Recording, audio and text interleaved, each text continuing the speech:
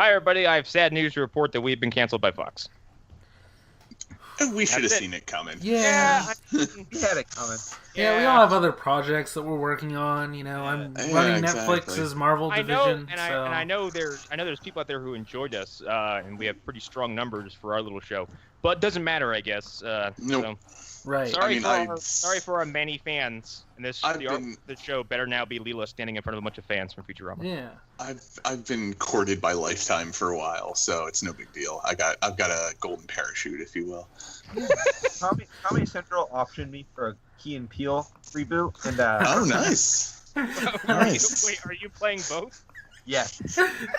Wait, are Key or Peele involved in this? Yes.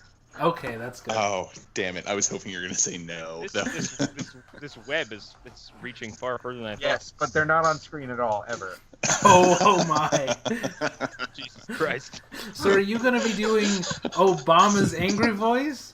Or Trump's angry Leader of the voice? free world. Mic drop. Welcome to Key and Peele. I'm Hunter Davenport. So wait. What you're telling me is that you're gonna basically be doing season 3 of Chappelle, where it's just like it's just Charlie Murphy and what's his nuts in there. Like, here's a sketch that no one's ever gonna see again. Oh. Now let's talk to the audience and try and get deep like Dave would, and it just isn't going to work as well. Yeah. I have to say, hot take, a lot of the sketches from the Lost episodes aren't that good. No, there's a reason why they were lost. Yeah. Like that one where it's the real world parody where he has a T-Rex egg and he cuts the T-Rex heads off after it hatches and drinks the blood. Not funny. It's just crass. I don't even remember that. Jesus. Yeah, that's the only one I remember from that. It's not going to be as good as making the band with Puff Daddy telling the cast to go get him a sugar cookie. I need Haitian breast milk. Nothing for me will ever top the player hater ball. Oh my God, I love the player haters ball. Next motherfucker she wears talking underwear with a dick hole in it. Next motherfucker's talking while I'm talking is getting shot. Good believe that. Sorry, Slick ass totes made it 100% rat ass. Okay. Anyways, who are we, guys? I'm Connor McGraw, and we were supposed to record Movie Dumpster today. I watched Frankenstein's Army twice, back to back, because I love it to pieces. And then Sean left his microphone at work, so we didn't record. God. I'm Hunter Davenport, and I watched Godzilla 1998 today, and I'm just sad. Yeah, I did the same yesterday. You know what? I can't feel bad because I'm glad I'm on the other end of the spectrum where someone had to sit there and just watch a shit-ass movie. Yeah. The thing is, though, like, it affected me more because I'm such a, huge Godzilla fan. Yeah. So it dug in extra deep. Yeah, but at least we got to talk about it together. That episode coming out soon. Yeah. Or that. And I'm Arlen Haro, by the way, for anybody who didn't know. And I'm Eric Fedorchak. So we had an off-show conversation earlier this week about shitty fans, and fandoms, and kind of where we're at in that department. And we were kind of, before we burned too much good show material, we decided we were gonna. Okay. And we're back in the war zone this week. Oh man. Before we burned up too much good show material, we decided we're gonna basically stop the conversation where it was and kind of continue it here. I am in several wrestling groups because people add me to it, regardless of the fact that I don't really watch it anymore because it's nearly unwatchable, even though it features some of the best talent in the world. Let's go. And I voiced some displeasure for a certain aspect of it, and then I was told by someone, "Hey, you're getting worked." No. Okay. No, I'm not getting worked. No. So, wrestling has become this sort of for me at least. I don't watch it, but I am fascinated by New Japan and stuff like that. I'll watch clips. If someone shows me hey, if there's something eventful going on, Daniel Bryan just came back, and this is not going to be a wrestling discussion. It's more just no, it's more context. Yeah, Daniel Bryan just came back from what should have been a career-ending injury. That got my interest. Kurt Angle just came back from years of undeath, and that got my interest. And I'll watch anything that I hear from New Japan because New Japan has been putting on some of the best wrestling content I've ever seen in my whole life. I'm pretty sure I could show Arlen and Eric the Kenny Omega Okada match, and you two would probably lose your minds because it is a fucking spectacle. These days, the only way to get me to watch wrestling is be like, hey, check out this thing Okada did, or something like that. Yeah. Like, Also, like, New Japan has this weird, like, WTF Japan culture surrounding it, so it's fascinating. But, like, there are people who don't do that. And, like, I'm not saying that's how you should consume wrestling. Because, like, if you like the current product, fine. Whatever. Like, I'm not stopping you. But when you're, like, adamantly telling people they're getting worked, you don't like it. When you're adamantly telling people they're getting worked by something they voice, like, an opinion of complete displeasure about, like, I'm not... Here's the thing. Wrestling doesn't work the way it used to. There's no magic anymore. You know what's going on. You know, you see strings getting pulled. The internet is a thing, so everyone knows how everything works. And I had a fan basically tell me how I think and feel, despite the fact that two of us have never met. Yeah. And then tried convincing me that this is all cerebral and it's the grand master plan. And I'm supposed to be angry. I'm supposed to be so incensed I stopped watching. And my response to that was like, no TV show on Earth does this. No TV show has a grand master plan. It's like, let's get viewers so angry and so pissed off that they stop watching. And then when they get their chairs and say, that's it, we'll jump out the bushes and go, gotcha! Yeah. Well, Connor, did you ever think maybe he knows more about wrestling than you do? I don't care! I don't care how much he thinks he knows, because even what I think I know, I probably don't know. Because wrestling is still this weird, bizarre, carny industry, and nobody fucking knows anything. Mm-hmm. It's fandom is such like a tight rope to walk, because I feel like there's a fine line between gatekeeping and like being a fan of something. Like, being a fan of something means you like something, and then these people who are, and it goes beyond also just gatekeepers. It's these weird hyper elitists. Boy. Who basically formulate their entire personality around the media they consume. Yeah. Or dipping sauce. And then they claim ownership of it, and then get furious when The Last Jedi comes out, or when a fucking Ocean's 11 spinoff comes out featuring all girls, or when certain characters behave certain ways on Steven Universe. By the way, fuck you people. Like, holy shit, yeah. Or a certain person condescendingly says the sub version of Dragon Ball Z is way better than the dub. That is such a hyper specific thing. Yeah. I'm calling out on the air right now. I'm actually not. I don't know who you're talking about, and I'm actually kind of intrigued. No, I don't. This is why, like, I unfollowed that fucking comic book page of that context thing, because this dude went on some like fucking venomous rant about people who only watch comic book movies and don't read comic books. They're like, they don't belong here, and they're fake fans and all this other stupid shit. To which I said, like, people can casually like something. Right. They can like it at its surface. They don't have to dive deep. And like, I still follow that page, but I don't really like read anything he writes anymore. I just like, because it's like, I posted that picture of a frog smacking multiple man. Like, yes, it's ridiculous.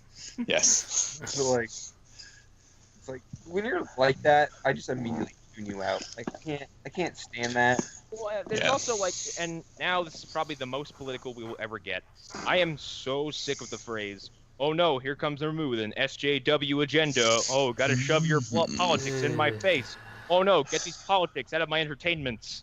Social justice should be something everyone is fighting for. The only time I've ever enjoyed seeing those comments is, have any of you seen the trailer for the movie Revenge, which is coming out sometime soon? It's a movie about a young girl who, like, I haven't actually seen the trailer, but it looks like she gets beaten up, potentially sexually assaulted, among other things. Well, of course she would, because it's a female protagonist. Yes, and as the title suggests, she comes back and she gets revenge. The trailer that I was seeing most recently, I think in front of one of the CW shows, they were just doing lines from the YouTube comments, like they were news reviews. This is so unrealistic. A woman can't fire a gun. And That is so. I don't And- understand. Like, okay, the level of troglodyte you have to be to really think that women can't do certain things because they're women is cosmically irrational to me. Mm-hmm. It's fucking crazy. The people who Like, are the like fact that Daisy we're- Ridley like, the fact that shouldn't we're be in Star Wars. or Daisy whatever. Ridley can't power the Millennium Falcon. Yeah. Well, she does. She And can't please beat up stop Luke calling her- Skywalker. Well, she and- did. And please stop calling her a Mary Sue, because I don't think half of you knew what a Mary Sue was before the movie came out. And you're just copying Max Landis, known piece of shit. Yeah. So, yeah. I feel like a lot of that weird, well, not weird, bullshit that people have about like Mary Sue's and women can't do this, can't do that. I feel like it's coming from some weird emulation of a generation like 2 or 3 prior to us, where like it was the general thought in the world that here's why. It's because, and I'm just gonna have to phrase it this way. It's because a bunch of fucking out of touch baby boomers feel galvanized and strong right now. Yeah. Because there is a leader of our country. We have a leader of our country who is so out of touch with reality and says and represents shit that people probably would speak strongly about fucking 40, 50 years ago. Yeah, but this stuff, it predates even him being elected. Yeah, exactly.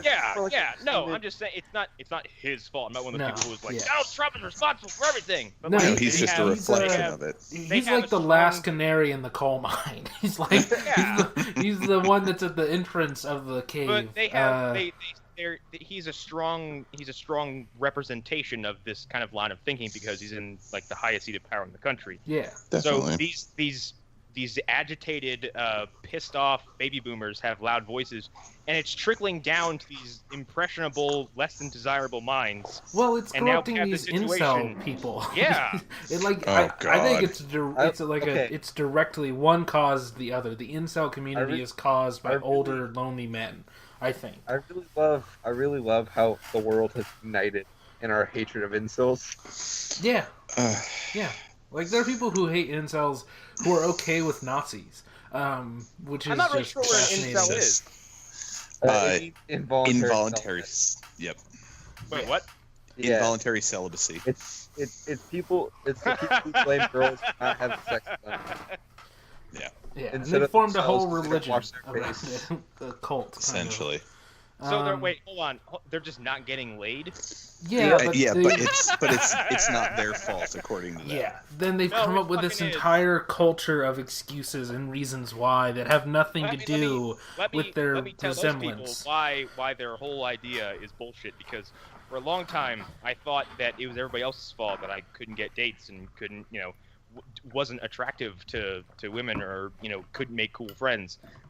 Spoilers. It's you. It's all you. always you. It is how you Always present you. yourself, and right now you're presenting yourself like a piece of shit. Yeah, yeah. But No, anyway, yeah. these this ties back to fandoms, and like the it seems like there's been a outpour and kind of bubbling over of just like fan bases, Rick and Morty, Doctor Who, Ugh. Stevens, Well, yeah. who have bubbled up with these like nasty ass people who feel like they are the key holders to this thing that doesn't really matter. Like In the long run, nothing Go ahead. you watch fucking matters. Nothing you watch. Yeah. Okay, if you first of all, completely inconsequential. going back to the info thing, if the only thing you identify is that you like Rick and Morty, and you like screaming "Pickle Rick" at a McDonald's in a very crowded Mm-hmm. Yeah. And here's the thing. I'm gonna take. This is gonna be weird. I'm gonna take Joe Hansen's side on something for a second, God. because one of the things that he's a good point that he has against the show is that the fans all say how smart it is, and I think that has led to the people who like it, who really aren't that smart, thinking that because they like it, they are smart. Here's Yeah. the thing: that show actively makes fun of the idea that it's smart all the time. Yeah. Yep. So, the show is making fun of people who think that the show is smart. Yeah. Like, the show tackles like kind of heavy sci-fi stuff, but does it with dick and poop jokes. Yeah, Mhm. like it's clever. There are certainly clever things. Like the episode where they break time, I think is probably one of the best episodes. Yeah. But then it climaxes with like basically a testicle creature showing up and jiving at them that they broke time, and his gun is a slug. Yeah, it's really great. Like, the show is it's juvenile. Yeah. The show is on the surface level very stupid. Like Yeah. The episode where they make fun of the Avengers and Guardians of the Galaxy by turning it into Jigsaw. Yeah. That's a very clever and well written And it's episode. Like, it's like, and then you look at the criticisms. Like it's like the parody of Tony Stark is like the most surface level parody you can think of. He's a drunk asshole, and that's it. And that's the easiest way to make fun of Tony Stark. And his death in that episode is horrifying. It's so good, though. It's ground up like 18 times in some ventilation shaft. With something like Steven Universe, I'm kind of shocked that people are being assholes about it because it's more on the shipping side that they're assholes about it. And that's where also people need to come. If I remember correctly, like shippers need to shut the fuck up. It's how they got angry over how the writers were quote unquote shipping other characters, and like the show is a fantastic little representation of the LGBT community, and it's kind of alarming because that really isn't not something I would associate with Cartoon Network. But I haven't watched the show, but everything I've seen about it seems utterly charming. Yeah, everything I've heard about it. It's good. Like it's a good show. Like right. I've had glancing experiences with it. Like I still say. There was something I heard Steven say in one episode. It's like if every pig were perfect, we wouldn't have hot dogs. Yeah. I'm like, that is so me. And recent Steven Universe stuff isn't even new. Like the creator I think left Twitter at one point because of the death threats. So yeah, it's not. That is also something that really like you're really gonna send a creator or an actor or a director a death threat over a piece of fiction, you fucking brain dead piece of shit. Like, what was that shit you saw? What was that shit you saw on for Star Wars Day with Ryan Johnson? Okay. So there's if you go to Ryan Johnson's Twitter and you scroll down, there's a picture of his brother and his nephew, just looking at like a Star Wars model, and and the nephew's like really excited. Like you can see it on his face, and he's like, "This is what Star Wars is about." Can you name anything offensive about that tweet? No, because that's what Star Wars is. Right. Then you scroll down, and it's just a barrage of people saying, "Then why did you ruin it, Ryan? Why did you do this to us, Ryan?" Here's my orbital strike take on you ruined my childhood. Movies can't ruin your childhood. You out-of-touch freaks. You know what can ruin your childhood? Molestation, divorces, sickness, death, abuse, alcoholism. Yep. That can ruin your childhood. A movie that comes out in your 30s... Shut up. But aside from Pennywise, I can speak to two of those things ruining your childhood. I won't say which. So, a movie that comes out in your 30s and or 20s, possibly 40s, cannot retroactively ruin your childhood. Mm-hmm. No. That's insanity. When South Park did the episode where you see George Lucas and Steven Spielberg raping Indiana Jones, that was making fun of you. That was making fun of the people who say that it raped their childhood by pointing out how fucking stupid that is to say.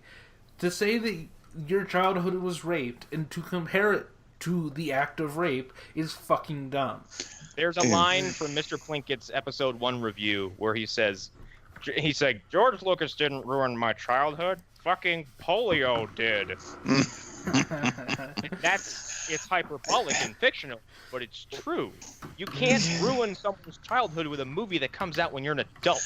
The most you can do is say like, that wasn't as good as the other stuff I liked. Yeah. Okay, walk away. Move the fuck on. And then like I've come across people as Infinity War was coming out, and these people were just like, they're just like, oh my god, when are these fucking Marvel movies gonna stop? They have never been good. I'm like, why are you watching them if you don't like them?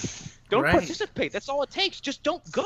Yeah. I love people who are like, I cannot wait till Marvel dies. I'm like, I got some bad news for you, buddy. I got a rude awakening for you. I got rude awakening for you. Now that Infinity War is the biggest opening of all time, they're here to stay. They're not going anywhere. Yeah. And I saw someone actually say to me, I was like, then don't watch them. He's like, I watched them in the hope that they'll get better. Motherfucker, you watched 18 movies in the hope that they'll get better for you? Also, you watched all 18 of them? Crazy.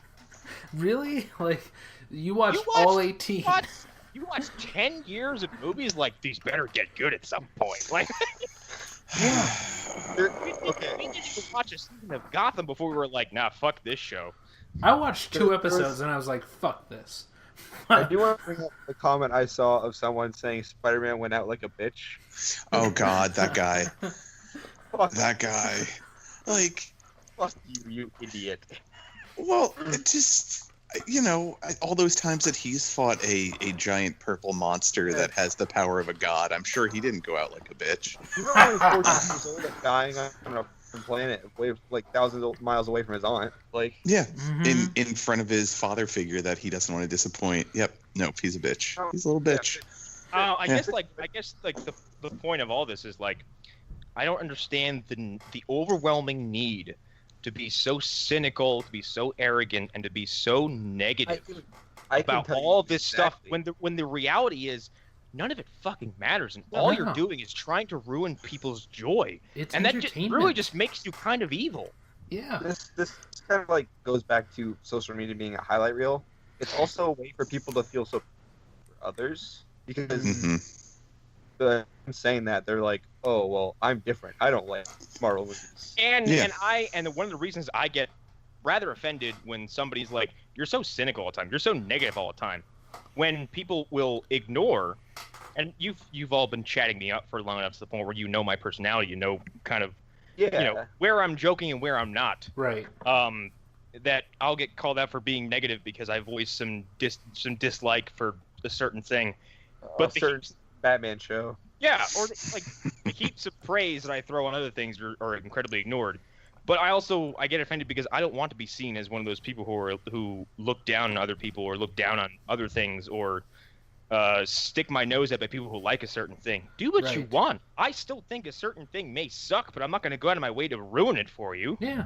I actually wanted to, since we're having this conversation, I actually had recently with a really good conversation about Star Wars with a person on my Facebook.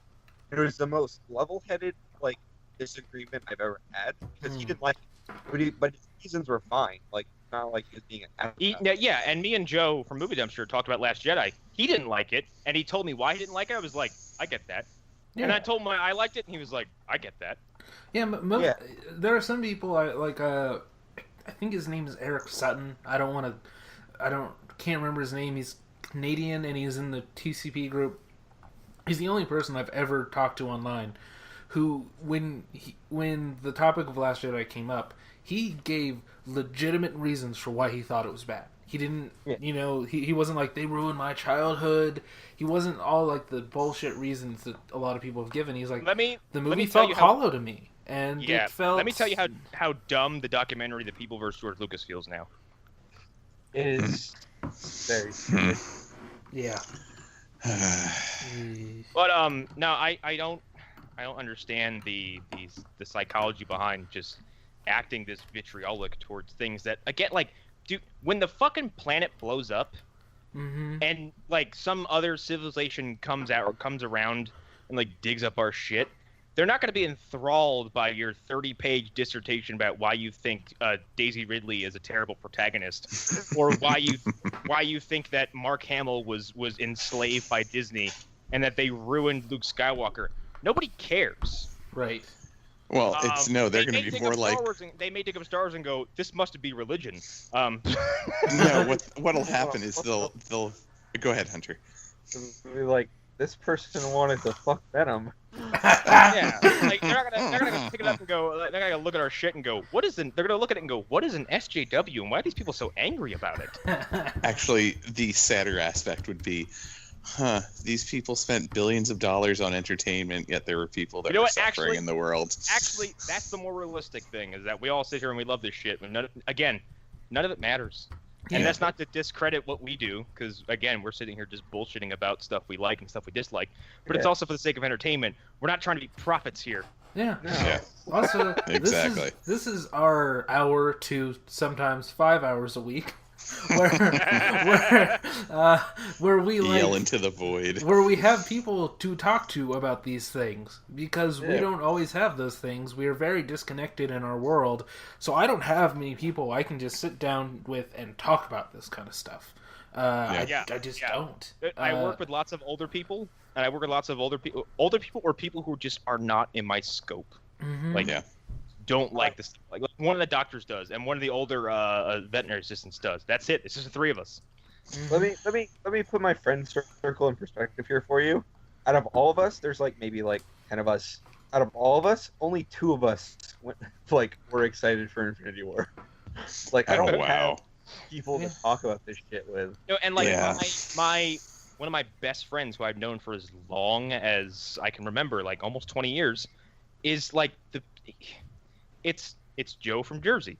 He doesn't like anything, so I can't talk to him about this shit. And I am aggressively trying to get him into the MCU. I think I've almost got him, but it's like teeth. Yeah. Because my defense is, I'm like, look, you can't say anything is stupid anymore. You still watch wrestling, and now we have come full circle. Yeah. He'll never listen to this. Even if I told him, I'm like, hey, I mentioned you in this episode, he'd be like, cool. Did you listen to it? No. No, I was sitting here watching meticulously as my fantasy football team was drafted. Love you, buddy. Okay. I think we're good now. That's our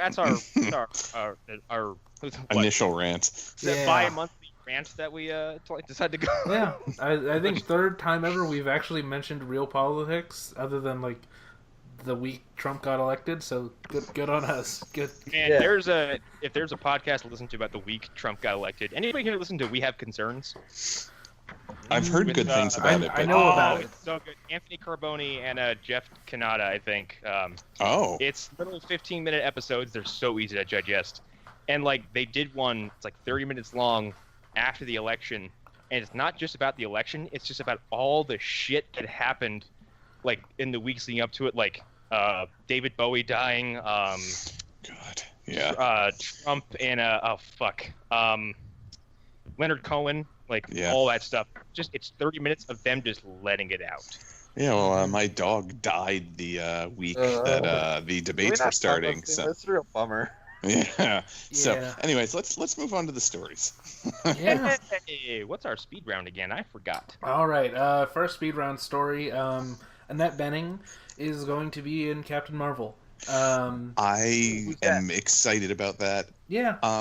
You don't know who Annette Bening is? No.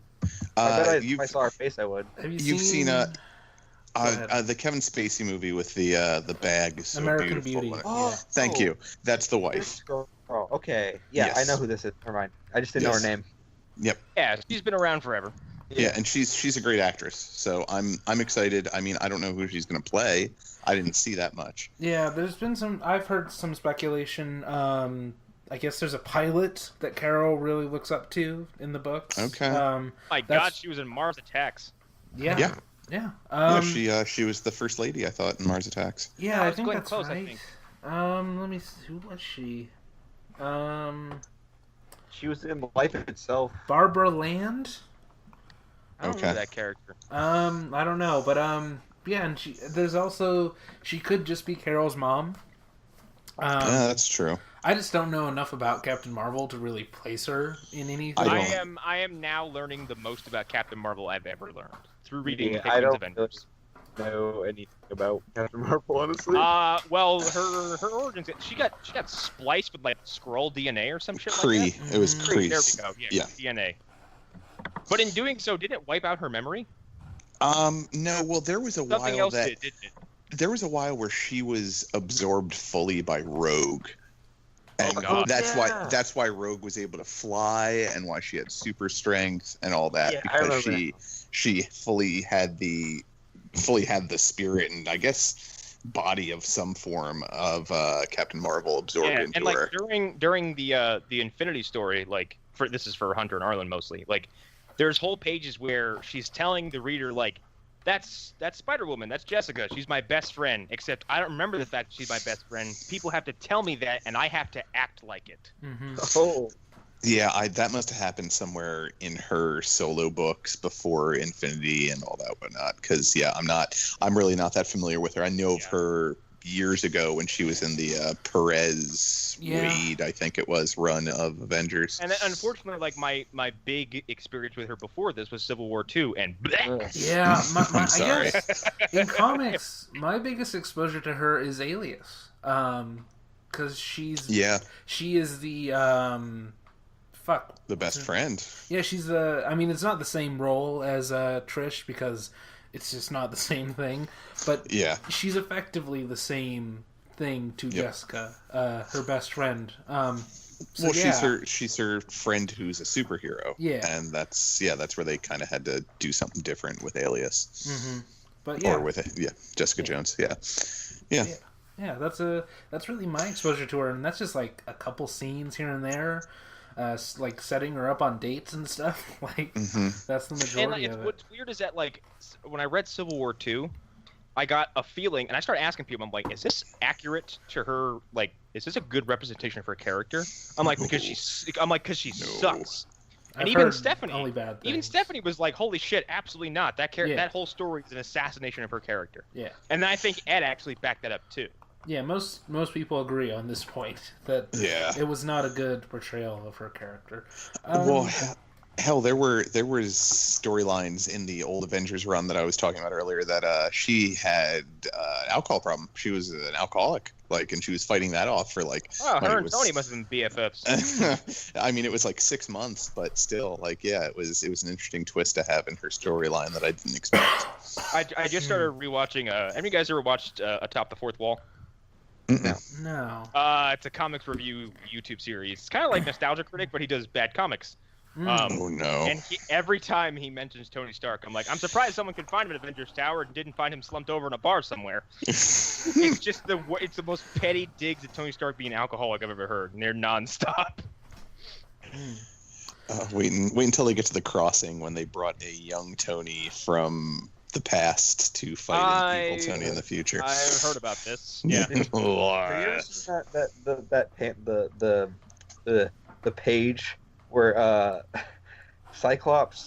young Cyclops, Miles Morales is explaining about all the things that have happened. Yep. You're just like, I hate everything about this. I hate everything about that sentence. It's really good.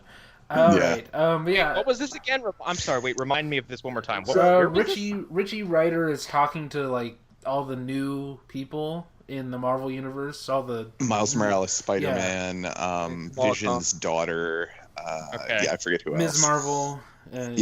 Kamala. Yeah. And then they're explaining everything that's happened, and then they get the Cyclops, and he's like, "Yeah, I'm from the past. I was brought up here," and he's like, "I hate everything about that." Yeah. The old man went crazy and killed a bunch of people. Yeah, he asked about Cyclops. He's like, "Oh, he's dead," and he's like, "What?" And then young Cyclops comes in. He's like, "Yeah, that was my future self that went crazy and killed a bunch of people. I was brought from the past, and now I can't go back." There's a few panels from Civil War II that are absolutely hilarious. I think one of them is this is from post Secret Wars. It's when Miles comes over from the fucking other universe, and someone's like, he's like, "Hang on, it's been a long time. I really have to eat," and he pulls a cheeseburger out of his pants. And they're like, "You had?" Oh no, that's in Secret Wars. Yeah. Yeah, they're like, "You had a cheeseburger in your pants?" He's like, "Where do you expect me to put it?" Yeah. Yeah, and they're I'm a growing teenager. I have to eat. It's a cheeseburger, though. They also bring up the fact that it's 5 months old at that point. Because he's just hopping universes or some shit. Yep. Yeah. All right. Also, the panel where Spider-Man's watching Daredevil and Black Cat make out, and he's like, "This is my villain origin story." Where that's from, but it's hysterical. Anyway, what's next? This is one just for me. The Exorcist was canceled after 2 seasons. I didn't even watch this show, and I'm incensed by this. Yeah. Because it seems like I watch periodically Brooklyn Nine-Nine, and that show's fantastic. And I've seen bits of Last Man on Earth. and that show's hysterical. Yep. And everyone who's watched The Exorcist said, yeah, it's fucking great. And what was the other one? Mitch? Oh, there's so Okay. many. With the girl from Always Sunny. Yeah, like, this isn't... I feel like this goes beyond The Exorcist. Like, Fox went out on a podium today and just killed several million people's joy. Yeah. And then Yeah. gave Tim Allen another season of his shitty sitcom that's not even... Oh? Like, Yeah, hold on. I want to make this other while we're getting political. So shows like The Exorcist, Last Man on Earth, Brooklyn Nine-Nine, they die. But Yeah. Roseanne Barr is about to have a show where she thinks her Muslim neighbors are building a bomb. Yeah. Oh, I didn't know that. Also, Wow. I mean, you can go deeper on the political stuff too. Like, I stopped watching Brooklyn Nine-Nine after a certain point just because of time, and there's not enough time in the world. And one of Brooklyn Nine-Nine's central characters is a black gay police officer. Yes, Who yes, is like the chief of the state. And I've said it in the chat, and I haven't said this before because I didn't want to spoil anybody who gets to this reveal in The Exorcist. The main character, one of them is a gay priest. The other one, not canon. He's on the he could go either way. Is yeah. that- I mean, I know which one was obviously the gay priest, but the other main character? Yes, He was the one yes. who could. Oh wow, okay, I mean, I didn't know they yeah. introduced that. I mean, well, no, that's my head canon. I actually, Oh, okay. I okay. want the show to end with them together, but it didn't because I would be okay with that. those who haven't I- seen season I- 2, it ends with the main priest leaving him because he can't teach him anymore. I can't believe anyone who Huh. lays eyes on Brooklyn Nine-Nine would cancel it because, like, It's already You can make- in Fox at Hulu. you can make apparently. a fucking supercut of just Peralta. Yeah, Um, but they didn't Just cancel Gotham, him. did they? I can't No. remember. No, Like, what the fuck? a show that Be- has like a show that has steady ratings declines.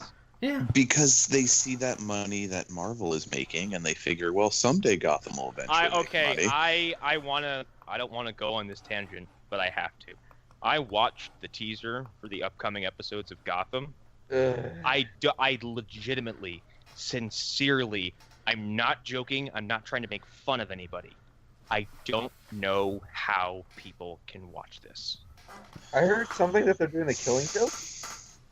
Wait, Of course what? they are. Oh, they are. But Of that course teaser- they are. After they've already given the Joker his on-screen origin, they're doing the Killing Joke?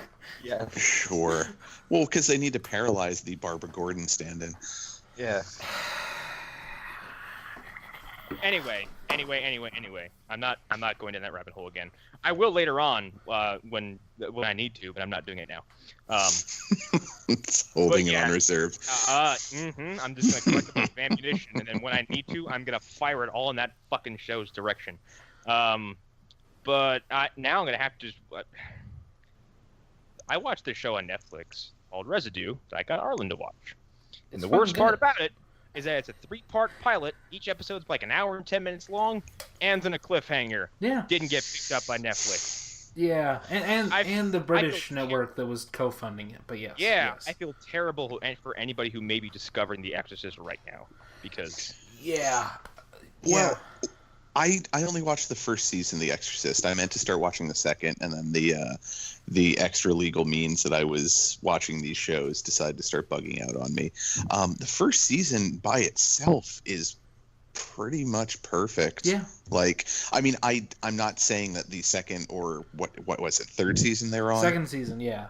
Okay, so I'm not saying the second season was a dip in quality because I don't know. But where did Hannibal air? NBC. NBC. yeah. This was Fox's Hannibal. Like Yeah. I've said that many times, and I'll say it again. This was their It is. Hannibal. It's the same, not the exact same level of quality, but it's the same kind of thing. It's a It's very You know high what's quite funny concept. good. You know what's funny about that is Show. that I can't believe that Bates Motel got to live as long as it did to actually come up to the beginning of the Psycho movies, and neither of these properties we just mentioned live long enough to really do a dent in that like canon. Well, I no, watched. Oh, go ahead, Arlen. I was gonna say, so that's the thing. Like, okay, I'm just gonna, because here's the thing. I don't know if anybody's gonna want to even watch this now because it's canceled. This is the same universe as the original Exorcist. Yep. Exactly. It's a sequel to The Exorcist, and because of things that happened at the end of season 2, it's a sequel to Exorcist 3, which is the really exciting thing. God damn it! Like, it's just like they recreate. I'll just say one scene, because people who know Exorcist 3, they'll know what I'm talking about. People who don't... Are you about to talk about the fucking scissor sequence? It's the hospital hallway sequence. Oh. They recreate the hospital hallway sequence at the end of season 2. And it's so good. They even cut to the exact... They take a shot of the statue with no head on from the movie, and they cut to that with the same music. I'm getting goosebumps. That is one of the best jump scares I've ever seen. Yes. It's and great. like virtually nothing happens. If you boil it down, 2 people walk across the hallway. Yeah, it's so good. Yeah. And I remember watching this. And then it's just a hallway, and they kept on holding on the hallway. I was like, are they about to do the hallway jump sequence? They're gonna do the thing. They did the thing. It's just like the whole thing is just so. It's a show that's very obviously made by people who love the Exorcist 1 and Exorcist 3, and they took the things that they liked most about it, and they built this lore over 2 seasons that feels completely respectful of the original work. Yeah, but it goes in a new direction. That was my thing with the first season. Like, I really wasn't sure where it was going. And then when the cab pulled up in front of the house and they had that scene that was the iconic scene from the first Exorcist when, not Father Karras. Was it Father Karras? No, that's the younger priest. The older priest. Yeah, when he gets out of the cab and he's standing in the doorway of the house, essentially, with the light shining down on him. Like, when the mother from the first Exorcist steps out, and you're just like, oh my God, like it all just clicks into place. It was so perfect. It made up for any confusion I had during the entire beginning of the first season. Regarding Fox, it takes a lot to take what could be a throwaway Family Guy sketch and essentially make it timeless. Yeah. Because the Family Guy sketch where Peter rambles off the amount of shows that Fox has canceled is kind of ridiculous. Yeah. They're essentially serial killers. Yeah, that's a pretty good. That's a pretty apt description. Yeah. But I mean, like, Exorcist shocked me, but Brooklyn Nine-Nine was the one I was like, are you fucking kidding me? Like, I don't know anybody who's watched that and doesn't like it. Yeah, that was a weird one for me. That show has moments in it that have made me bust out laughing. I have been reduced to blubbering, teary messes from just it's Holt. I'm sorry, not Peralta. It's Holt. The chief. My God.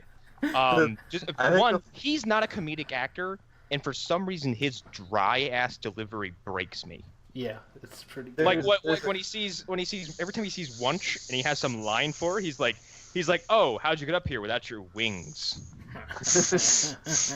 Or he's like, oh, Wunsch, you're here. Well, if you're here, who's guarding Hades? There's this really great bit where he like breaks his wrist, and he's like, and everyone's asking where he does it, and he goes with Andy Samberg and like tells him, oh yeah, like I broke it hula hooping. And he's like, why are you telling me this? And then he starts pulling his phone and starts deleting pictures. He goes, because no one else will ever believe you. And this was something I'd brought up in the chat real quick before we move on to the main stories, and I know it's probably not true, but it's just fun to say things about Fox at this point based with the Marvel-Disney merger going on. It does seem kind of odd that they're killing off all these shows and all of these floating around of how the New Mutants movie got pushed back and various other films had gotten pushed back that were supposed to be coming out. It seems to coincide really well with, like, let's say, larger company acquiring you and they want you to get rid of some of what they consider dead weight. And I know you had said, like, no, they're going to keep their TV, but I was under the impression the only TV they cared about keeping was their crazy political news and sports. No, because antitrust laws would prevent it, because Fox is one of the 5 major broadcasters. So because of that, and because ABC is owned by Disney. So what if Fox was like, well, we're getting bought, so let's kill off all these things that we really haven't had any faith in. Yeah. And give Tim Allen enough. I mean, look at. I'm gonna go back to Deadpool for a second. Like, why would you drop Deadpool in February unless you thought it was gonna die? Yep. Well, yeah, they did. They totally did. Because that's where you put movies that are supposed to die. Well, and now I think because of Deadpool, like now it's like, hey, February is a viable release month. Like, I mean, so I don't know if I've exactly put this forward or how much I've discussed this before, but so it did come out the year, I think it was the year after Kingsman. Yep. Okay. And Kingsman made a lot of money as an R-rated movie based off of a comic book with extreme violence in it. And it came out on Valentine's Day. Against 50 Shades of Grey, it made a lot of money. Okay? Coming out the exact same weekend, it made a lot of money. actually, in 2009, Friday the 13th came out on Valentine's Day as well, and made ridiculous amounts of money. Yeah. And then had the record drop off for a rated R movie, I think, in history. So Fox following that up with another R-rated movie actually it wasn't that crazy to me. And that's why when they announced Logan would be coming out in March, again, I was like, that makes sense. They realize that people will come out to an R-rated movie at that time of year if it's good, basically. Well, and I think I think Fox hoping that a bunch of housefraus who got their knickers moist over 50 Shades of Grey in book form doesn't translate to them. What a fucking sentence you just crafted there. It doesn't translate to them making money in the theaters. No, but it was counter programming. That's my point. Is like when you release an R-rated movie against 50 Shades of Grey and it does well, that tells you that if you put the right thing out, you can make money. Like that's like, you know, it's the reason that there's a Jumanji Welcome to the Jungle sequel already is because that movie came out against Star Wars. Okay? And it's one of the biggest moneymakers of last year. So it's getting a sequel. That's also because, like, The Rock is a golden goose. Right. Yeah. But it wasn't even just, it's not just The Rock, because that movie, it's his biggest movie ever. Period. Like I think that they apparently, like, everyone who told me they saw it said that they kind of treat the original one with a bit of sweetness. Yeah. So it doesn't feel like this hollow cash grab. Because I mean, honestly, the words cash grab and Jumanji don't register to me. Mm-hmm. That's not a gold mine of a property. What cash? It has the same love for the original Jumanji that you, and this is gonna, I know a lot of people are gonna find this unpopular, that you would have wanted Ghostbusters to have had. No, but I agree with that, and I didn't have many problems with the new Ghostbusters movie. Yeah. I also saw it. Here's the thing, and this is just for anybody listening. I saw Ghostbusters. I was going to see Ghostbusters as I got a text message that one of my best friends had died. So good. It had distracted me for a nice 90 minutes, and I laughed, and then went home and had to deal with that. So I'm never going to really fully get angry at that movie. Yeah. Yeah, I don't even think it's a bad movie. I think it's a movie I think with Chris flaws. Hemsworth is hysterical in that movie. He's so good. I love him so much. Answer the phone. I can't. It's in the fish tank. It's in the fish tank. I can't answer the phone. I can't answer the phone. It's in the fish tank. It's so good. Yeah. What were we talking about? The Exorcist? Yeah. Stories, yeah. I'm sad, I think we can move on to the Luke Cage trailer. All right. Yeah. So... Hey, thanks, Netflix. You reinvigorated my interest in your universe on Netflix. Yeah, if this is Netflix's Phase 2, I guess. Let's call it that. Let's call the post-Punisher, let's call it Phase 2. Phase 2 is good so far, based on this trailer. Yeah. I'm in. Yes. Bushmaster looks awesome. Like, he looks like he could actually take on Luke Cage. Yeah. Well, I like the fact that there's no stalling about, like, hey, can Luke be hurt? Right in the trailer, this dude hands Luke his ass. Yeah. Yeah. And their explanation is it's so great. It's like, he's got magic. It's like, deal with it. That's what I thought it was. It's like Superman. Like, Superman's invincible, except when there's magic. Yeah. He's like, voodoo. He also does a really sick spin kick on him. Yeah, it's so good. Yeah, it looked like capoeira of some sort.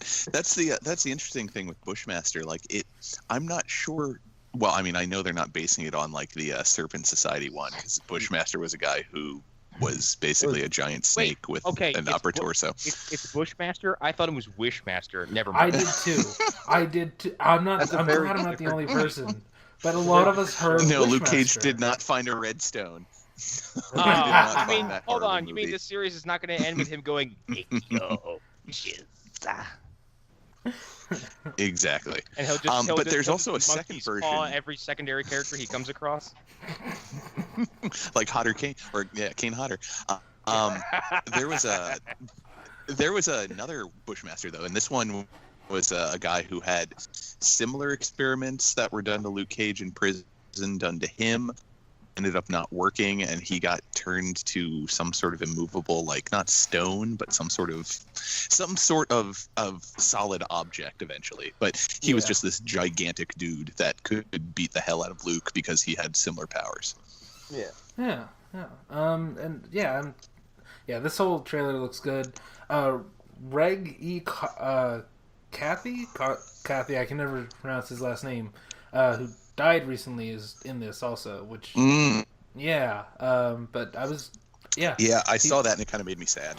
But his name is Reverend James Lucas, so I'm assuming he's Luke's dad or uncle. I don't know. I would think so. Is his father's name James? I can't remember. I'm definitely interested in seeing how if this touches on Black Panther at all. Yeah, that would be interesting. Okay, all right. Here's the thing. Marvel TV in all forms needs to stop making laughable and lazy references to the movies, or it's gonna feel really, really stupid when you tell me they're all connected. Yeah. Well, because here's the thing. I'm not setting this show out to see yet, but if any of these shows handle Infinity War by going oh yeah, I got better, I'm gonna be fucking furious. Yeah. What, you mean Jessica's gonna show up with a mustache? Yeah, everybody's showing up with a beard. If there's not even a mention of half the people I live on, I share a block with in Hell's Kitchen fucking vanished. Well, okay, so we don't know what the time frame is going to be. Yeah. In this case, if someone's Wakandan outreach centers, if that isn't referenced or anything like that, why bother with this? Okay, so the only one tell me they're not connected. So the only one that's essential for Luke Cage for me is the Wakandan one. That should be a thing. But again, so as we've discussed, these shows take place in 2016 still. So them not really being touched by Infinity War makes sense to me. And also, having an episode where someone disappears and then having an episode where they come back isn't interesting television. So maybe if there's a flashback where somebody disappeared and then they came back and that affected one of the defenders in some way, that might be interesting. Or even if they, I was saying they mention it, feel like they open up on them kind of dealing with it. Right. Because that's a big deal. Half the universe just disappeared. Mm-hmm. I mean, I don't know, maybe I'm an outlier on this, but I kind of don't want them to touch on that, because that's I think a little bit too heavy, and obviously it's far too new for them to have really done anything with it in the TV show, because as we've learned, they don't really connect each other all that well, other than the way Connor put it, in laughable ways. They've even stopped referencing the incident in New York. It doesn't even matter anymore. Well, even though one of the reasons why Hell's Kitchen was in the shape it was a direct fallout from all the damage done to New York City, was it not? Right. Yeah. But at the time of Daredevil season 1, that's still only 3 years out. We're now 5+. Hashtag Justin Hammer shit. Mm-hmm. With the Wakandan outreach thing, the most I could see them mentioning is not even Luke directly, but somebody he's talking to mentioning that one of my family members went out to California because there's this new Wakandan outreach thing, and I don't know, it sounded like a good idea. Yeah. Well, the thing with the outreach center is like that would tie into Luke's desire to save Harlem from like Mhm. himself. Yep. Yeah. Well, Like I mean, one of those centers popping up, Yeah. where he is would be like invaluable to his mission.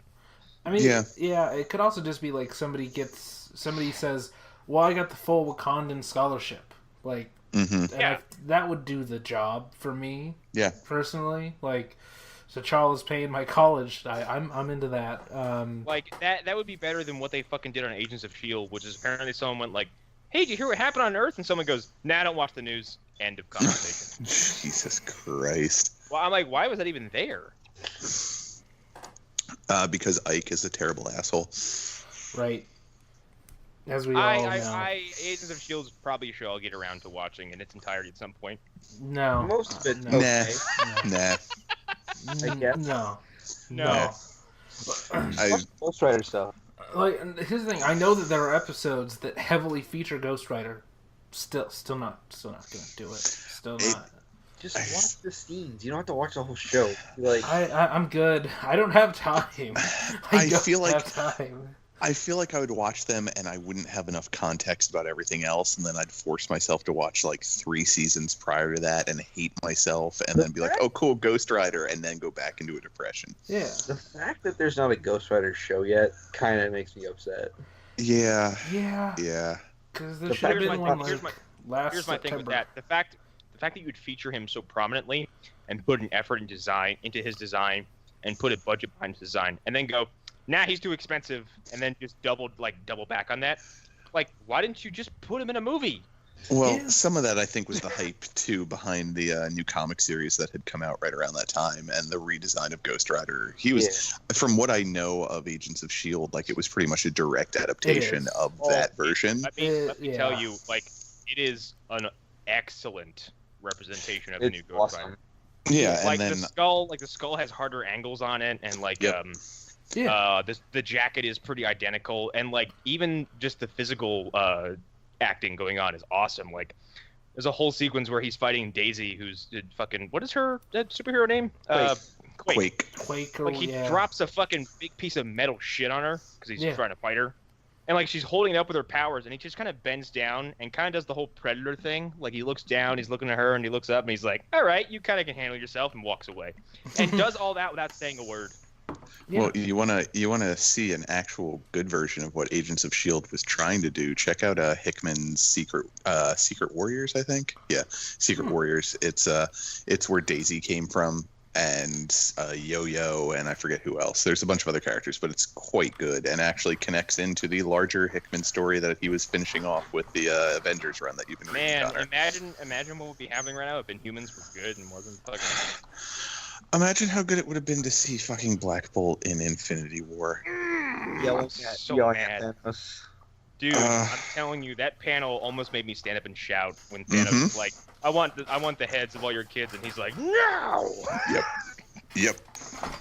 Yeah, bummer. Okay, side note about Inhumans. I saw a scene from Inhumans where Black Bolt kills his parents. When we're done with this, I'm gonna put it in the chat. It is so funny. What? I can't believe they shaved Medusa's head like 2 episodes in, 3 episodes. Oh yeah, no. Actually, no, it was the first episode, if I remember correctly, from what Ellen told us. What happens? Yeah. So what happens is he's like sitting there getting yelled at, and he like yells at them, and they just like explode into chunks, but it looks so fake. Cool.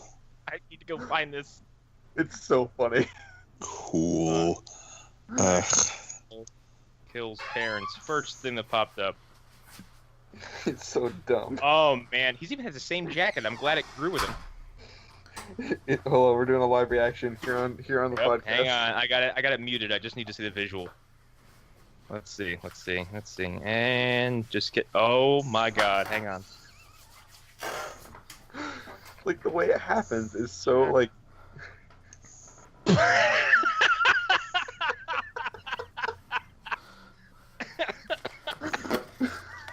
Oh man. It is a great moment. Dude, they just turned to. He says why, and then they just go. It's so uneventful and like stupid. And he has his hands. He has his hands up like, what the fuck? On the earlier discussion of Bushmaster, I sent over a picture of what he looked like in a mid-'90s comic, if I remember correctly. Oh my god. I have to say, like, the translations from page to screen for Luke Cage especially have been really jarring. Like, oh shit, isn't what's-her-face, like, just fucking ghastly on the page? Like, she's just tunned and horrifying looking? Yep. I'm trying to find... Looks awful in the comic. I'm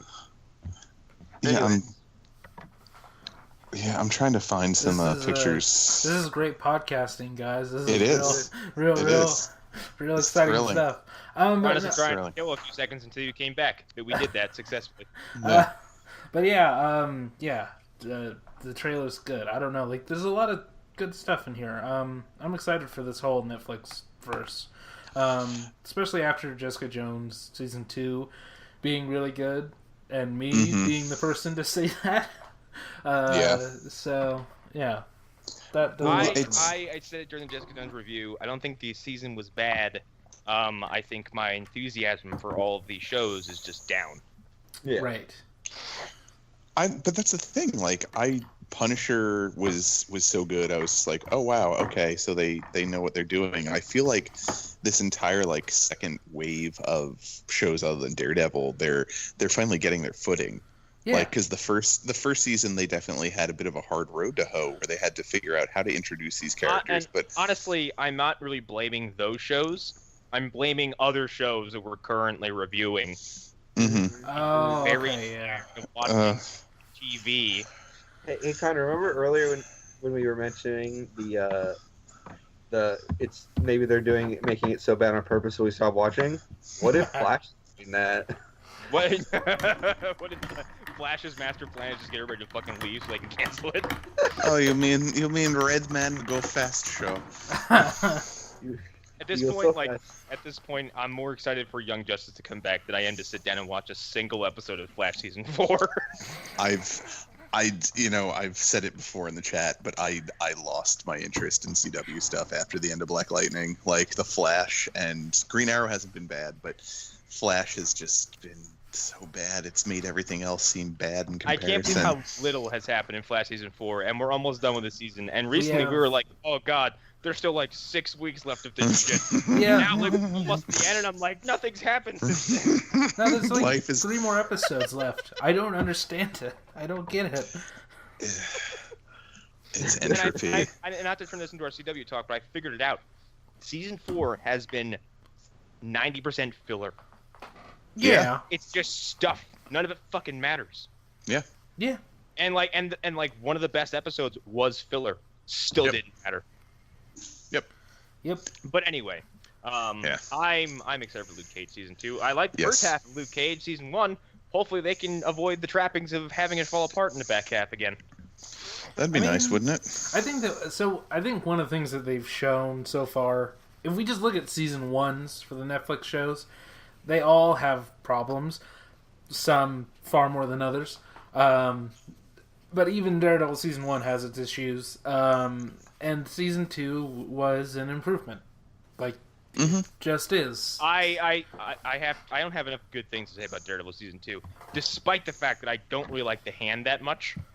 Because I think one ninja is cool. Daredevil is basically a ninja. Batman's a ninja. But when you take a ninja and you have him fight an army of ninjas, it's no longer compelling. Yeah.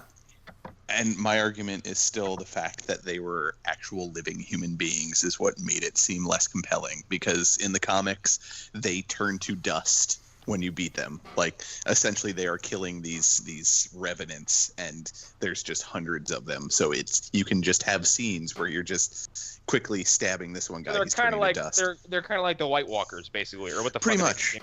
Yeah, you don't have to care about them. Like, you don't have to be like, oh, that's a living person, I can't kill him. It's just like, no, who cares? It's just going to turn to dust. Like, they were already dead. So that's my biggest issue with the hand. Yeah. Yeah. Yeah, I can see that. Want to move on to the extras, or cause I think we're going to have a lot to say about this. Okay. The Predator teaser came out, and boy, that certainly was a trailer. Yeah, and that was definitely that was definitely footage I've seen. Yeah, yeah. I mean, and to quote Matt Curione, I can't believe I'm saying that. What is going on? What is happening? To quote Well, Matt that's right. Curione, as he said, how the fuck am I forgetting the name of the director? Shane Black trailers. A lot of the trailers for his movies are bad. Like, I really like the trailers for The Nice Guys, but if I go back through the rest of his movies, the trailers are usually not the best. And here's my thing with bad trailers, and bad trailers in general. I feel like making a good trailer is really easy. Yeah. And this is, I'm not saying this from an empty perspective. I have done video editing. Like, I still kind of do. Like, I think I understand a little bit of how, like, because trailers are, it's music, dialogue, and imagery that is all compiled to make you feel excitement or something. It's designed to make you feel something. And if you release a trailer that makes you feel nothing, you did a piss poor job. Yeah. Well, yeah. I mean, Connor, just going with what you're saying, like, the case in point, you taking that Spider-Man Enter the Spider-Verse or whatever the hell it's called, the Spider-Man animated film that's coming out. Just putting the Creed score over it? Like, just putting the Meek Mill song over it, like, it improved the trailer so much. Like, so yeah, you can take something that's potentially good and do a few changes and it'll be amazing. But this, it just felt like we should put this out. Yeah, that sounds good. All right, let's go get a cocktail. It reeked of the Venom trailer, where it's just like, okay. This is the thing that you're telling me it is, but it doesn't really get me excited. Yeah, And the difference, we even saw the Predator. We saw him for like fucking half a second, but we saw him. Now, I read something about this, about its canon, its continuity. This does follow the continuity of the original Predator movies. Gary Busey's son is in this movie as the son of his character from Predator 2. Okay. However, they're also recognizing AVP. Wait, what? Huh? Yes. Wait. Someone said that it's going to somehow include. They said all 5 movies. I'm not really sure what that means because there's only 4 movies if you include Like Predator 1. Predators? No, I'm sorry. Predators. There we go. Yeah. Adrian Brody's action turn. I like Predators. I love that movie. I think it's It wasn't great. bad. But wasn't bad. they're basically implying that everything in that the stuff from AVP and AVP2, Predator 1, 2, and Predators all count. Yeah, that doesn't so work they're- though. They're trying to retroactively turn it into a Predator universe. Well, this is Yeah. like Also- saying all the Rocky movies take place in the same universe. They Well, don't. I saw something interesting about this movie in the plot that the Predators genetically like upgrading themselves. Yeah. Well, I read that the elaboration on that is that the Predators are traveling from planet to planet and integrating their DNA with certain species that they are hunting, which is leading me to believe that the fucking Predalien is going to come back. No, I don't think he will. But okay.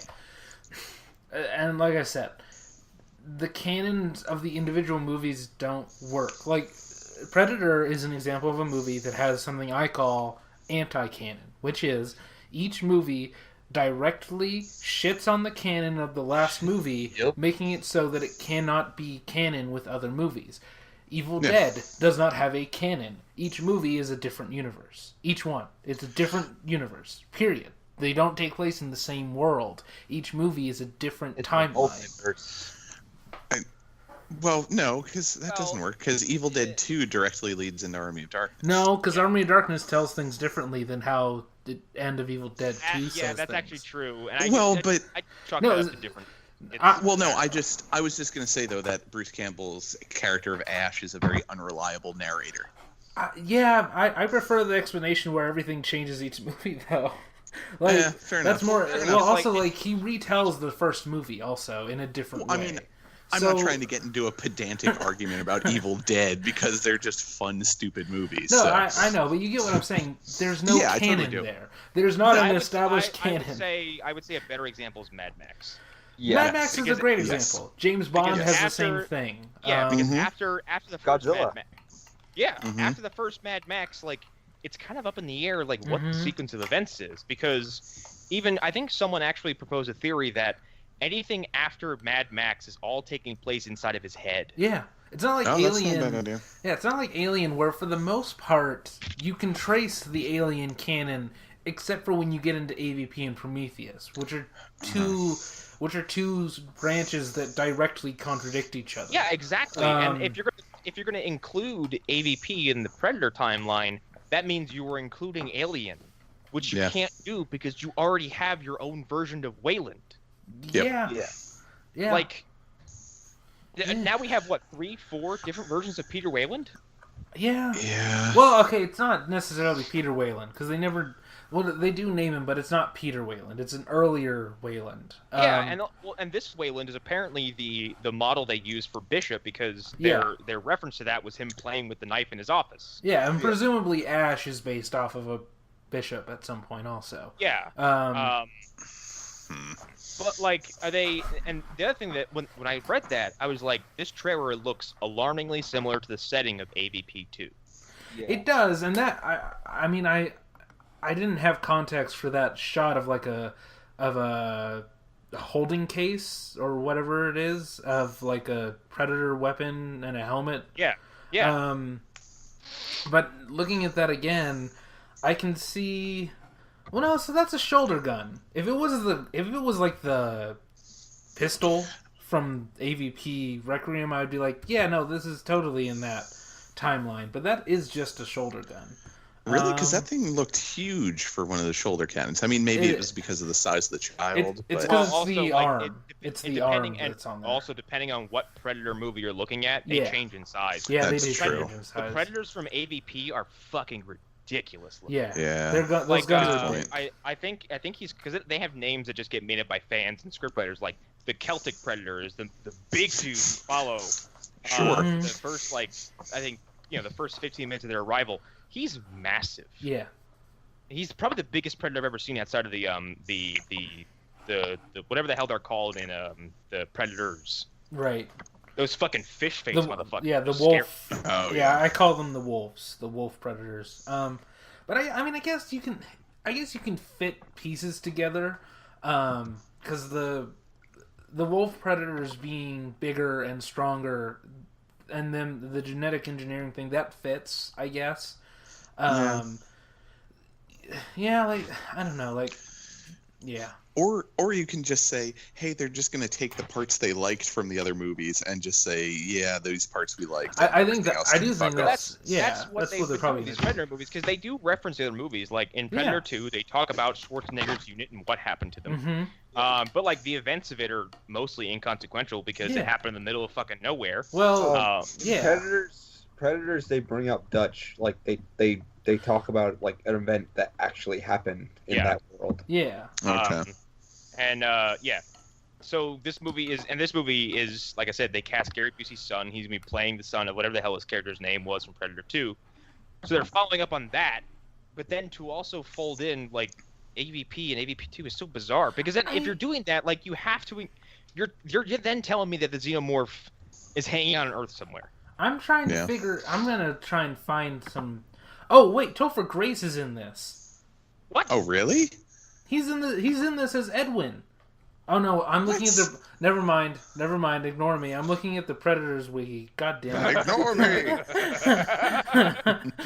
Ignore me. I'm very tired. This is my 4th hour podcasting, I think. So, I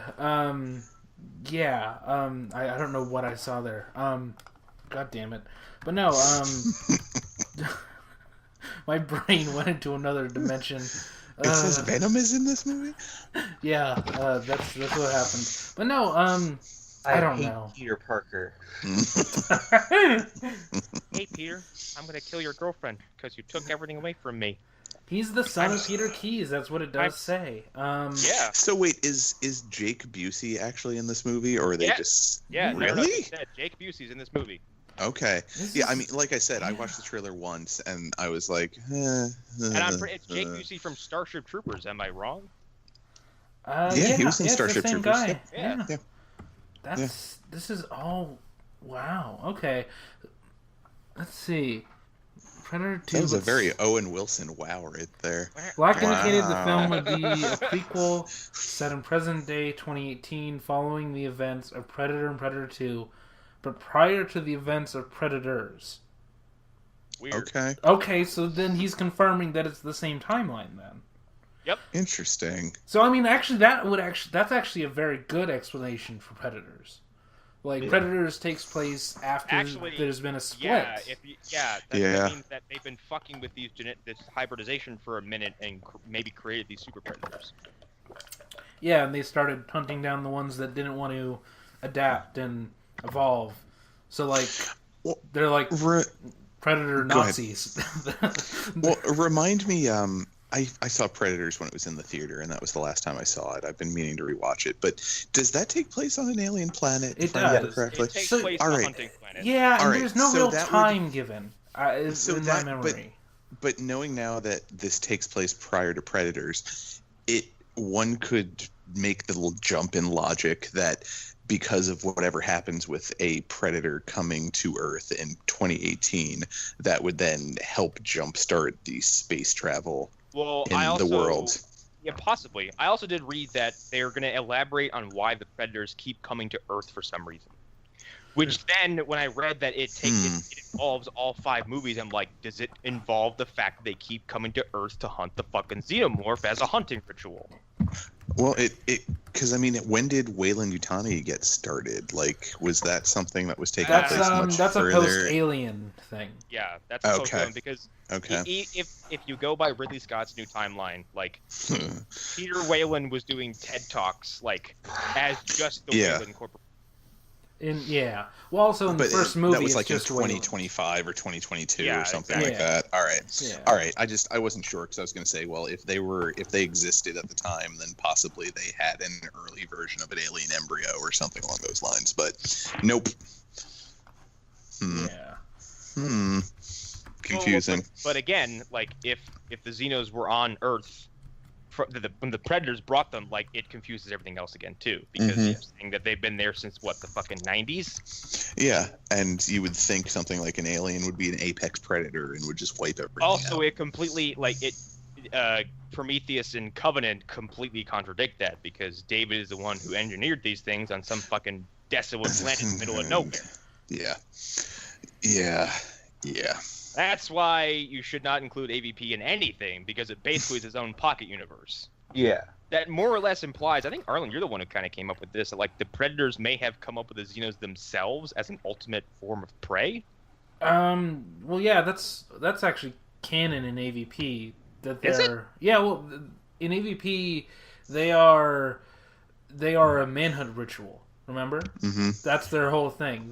You hunt an alien, or you survive an alien colony to become an adult. Like, so that's why the Predators have the jaws that extend out, is to kill facehuggers. Yeah. Oh shit, that's actually awesome. Yeah. I didn't know that little bit of information. Yeah. Okay, so I did find something that maybe it kind of confirms what Connor's saying, which is, this is Shane Black talking. As far as Predators and I are concerned, anyway, why start over when you have all this rich mythology yet to mine? So I guess you can take that a couple different ways. I would say because there's not a whole lot of mythology in the first 2 Predator movies. The most you get is in Predator 2 when Danny Glover's aboard the ship. In my head, I'm leaving AVP out of this because it just confuses things. But yeah, I don't like to think about AVP. But the 4 Predator central movies, that's good. I mean, and interesting, there's nothing in Predators that undoes Predator 2, so I'm fine with it being the same world. The only problem with Predator 2 is, if anybody hasn't seen it in a while, it's a movie that was released in 92, but it takes place in 97. So it has all the problems that you would expect it to have. Oh, is that why everybody had weird-looking future-y guns? Yeah, and like laser sights on their guns. And everyone has a laser sight for some reason. It's like a few years. It's not like... Yeah, it's 5 years, and they predict that global warming will cause the things. Yeah, I would say it takes place in LA, right? And LA is like LA is like swelteringly, disgustingly hot for some reason. Like there's a record-breaking heat wave, and like crime has gotten to like Batman levels of problematic. That's also a recurring theme in Predator lore. is that heat waves happen and they tend to be like attracted to them. Yeah, because they're reptiles from a very hot planet. Yeah. See, and I have always my ideal Predator movie. Like, there's 2 more settings left that I want to see. It's Desert Storm, and more of like more of Alaska. Yeah, I could see that. Desert Storm definitely sounds interesting. Yeah. Because, like, I don't know, imagine looking out and going, like, hey, that's a mirage. No, it's a fucking predator who's cloaked. I would like Yeah. to see like more like ancient civilizations dealing with them. I would Actually, Oh yeah, like the yeah. Incas or That the sounds Aztecs. Fucking rad, actually. Yeah. Yeah. Well, just take Apocalypto and just throw predators in there. Yeah. Yes. I mean, yeah. I'm all into like samurai fighting the predator. Oh. Because my favorite character in Yes. Predators is the Yakuza guy. Yakuza guy. Yeah. And just the fact that he kills one with a katana is so good. I love it so Some much. say I talk too much. God, all right. I need to rewatch Predators. I totally forgot about that. Predators, I think Predator's is really cool. I feel like Robert Rodriguez is kind of like that dude who comes along every once in a while. You're like, he's okay. Oh, he made this really cool thing I like. Mm-hmm. I think that's a good way to sum up his career. Yeah, and that movie has Mahershala Ali in it before he's Mahershala Ali. Oh shit, it does. Oh, wait, hold on. Rodriguez didn't direct that. Nimrod Antel did. Yeah, but he produced it. But like, Yeah. Mahershala is the guy who's like, I have done this before. You find a man and you torture him and you hurt him and you make him scream, and then you place bombs on him and you draw his family out, and then it's so brutal. I like how Danny Trejo's whole character arc in that movie is to pull out some guns and then sit there and go, "Help me!" And then you see him and he's dead and he's just got like a speaker. Dead. Yeah. Yeah. Ugh. I like to go back to the beginning. Like, I'm excited for Predators, the new Predator movie. Like, I fucking love Predator. Yeah. I saw the first Predator way too young, and it left a very good impression on me. Same. I like Predator as like a. I actually here's how much I defended Predator. I was cornered at a party by a very, very drunk man who also happened to have mixed martial arts training, and he looked at me and said, "Hey, what's a better movie, Boondock Saints or Predator?" I said Predator. He put me in a chokehold. Well, that Well, person's just wrong. And I That's wouldn't the- change my mind and almost lost consciousness. Was that Robert Duffy? Was that Robert Duffy who did that? No. No, it was Boss Rutan. How dare you say that Predator is better than Boondock Saints? I'm going to have to choke you out now. I've always liked the Predator as like not as like a movie, but like more as like a character, because like they're so interesting. Like they're Yeah. cool looking. Well, that was the thing that like I had seen Predator probably around the time it was in the theaters because I'm as old as dirt, Right. and my dad would take me to movies that maybe weren't appropriate for my age, but he taught me at a young age like. Dallas. No, nothing like that. We didn't live in Times Square. Like we weren't living in Manhattan. No, like he took me to Critters when I was like 8 years old. Like My dad would bring me home VHSs of like Universal Monster movies, and I think he brought home Yeah. Back from the Dead one day for me and changed my life. yeah. Let me watch Predator when I was young. Like, I saw Alien with him. Well, no, he was asleep. I snuck into the living room. He had it on. I watched Alien. Yeah, no, my dad was pretty much like, hey, you want to watch this? You know what's real and what's not, right? Yeah. All right, cool. Let's do this. But no, when I was like 13 or 14, I remember picking up the trade paperback of Dark Horse's Alien versus Predator, which was actually really good because this was before the movie existed at all. I have read a handful of those, and I've never been disappointed. Like this was the first story. Oh, go ahead. What was that, Hunter? The comics are good. If you like want information on the Predators, like read the comics. Like they give you like interesting bits of lore. Well, yeah, like it had the whole thing because this was just one 12 issue story. Like it was on some weird for lack of a better term, like cattle farm on another planet, but it wasn't cattle. But regardless, like aliens were there, predators came to destroy them, and an Asian woman and a predator worked together. And like at the end of it, he ended up giving her like one of his marks on her head. Like he broke off an alien finger and marked her forehead with like some sort of lettering in their language to show that she was basically a member of the tribe now. I like, actually I guess read something like this where it was on a space station and aliens like they I think they had like their own like they had a bunch of aliens they were transporting. They get out and like the only survivors of the ship are like a fucking welder and a few soldiers, and the Predators show up, and at the end of it, the Predator takes notice of her welder masks and takes off his and gives it to her, and then accepts her welder's mask as a trade. And he's basically like, hey, we respect one another, and he leaves. Yeah. Yeah. They respect strength, which is really cool. Yeah. And that's probably one of the only cool parts about AVP is that like that sole Predator makes her like an honorary Predator because she stood up to a Xenomorph several times. Yeah. And he does that whole like alien thing to her as well. To, like, I couldn't remember. Yeah, it's been a while since I've seen it, but yeah. I watched that movie like a million times because, as I've said on here before, I'm obsessed with monsters fighting other monsters. I don't care about the quality of it. I don't think the monster versus monster stuff in that movie is even particularly bad. No, I think it's really because good. once you get blood and gore from beasts, it doesn't matter because it's all green and goo. It's you can have that shit fly everywhere. The problem is like if they're humans, I need to see them die painfully and horribly. Well, yeah. Well, Arlen, I mean, I know you just said you like monsters versus monsters. I've got an idea. Don't even go there. Don't even try it. Young Pennywise and old Pennywise. Stop. They're having a sword fight. No, okay, no, stop. You don't have to. The alien is already hypersexualized, and the Predator's mouth is a vagina. Like you don't have to do this. True. Already there. I know, but I get wonderful feelings whenever you're all like, no, stop. I hate you so AVP 2, I don't even hate that much. I think AVP 2 is fine. It's just it plays out like a slasher film. Yeah. It's like there's tons of aliens for some fucking reason, but then it gets really uncomfortable for a few minutes. Yeah, I don't know. The entire hospital sequence can just go. I don't think any of it is good. I just think like I don't have a lot of nostalgia. Like I don't care about Star Wars. I just don't. But I have some weird like nostalgia stuff for movies that I did watch that had monsters in them. Yeah. And I didn't care. Again, I didn't care about the quality. I just needed monsters.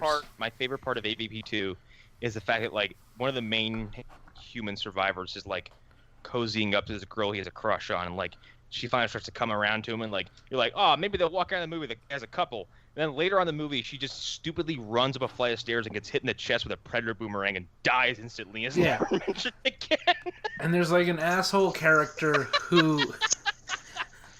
There's an asshole character who gets his face melted, not even by acid, but by the Predator's like cleanup acid that he uses that works on aliens. And it's fucking grody as hell, but it's really good. His head like caves in. Yeah, that movie brings the red stuff, but like everything else about it is so fucking subpar. I've never seen it, but it sounds like it's just a whole bunch of like unfortunate events that lead to people dying, not by alien, but more by Predator. Like, it's just like, I'm sorry. The setup is okay. The execution is where it falls apart. It's filled with like bad acting and like really forceful human interactions. Mm-hmm. But the setup for it is that the ship from AVP crashes because if you remember, the Predator from the first one did have a facehugger attached to him, so it hatches, creates a Predalien, which then like runs amok on that ship, and the ship crash lands right back on Earth. But it crash lands in this like logging community, so it's in the middle of this dense fucking pine forest. This sounds like an amazing setup. Like, how did they fuck it up? Because once the humans show up, you're like, get the fuck off screen. Yeah, every one of you is terrible. There's an army character who is good, and her entire unit gets taken out by aliens, and they recreate the scene from Aliens with it's one Predator against a legion of Xenomorphs. Yes, and he's like the elite Predator. Like this is what he does. He's there as a crisis management guy. Like he's there to he's like shit. Yeah. And like without speaking, he's there to like dissolve evidence and destroy the Predator ship and wipe out any traces that either species was there ever. Oh, he's the Michael Clayton of the Predator world. Yes. Okay. Yes. Got it. Yes, he has a walk and talk and everything. It's really good. Well, and that's the other thing I'd heard about AVP 2. One last thing was just the maternity ward scene. There's apparently a bunch of pregnant women that because, and this is something that my brother, who's if you think you're obsessive about lore, you should talk to my brother.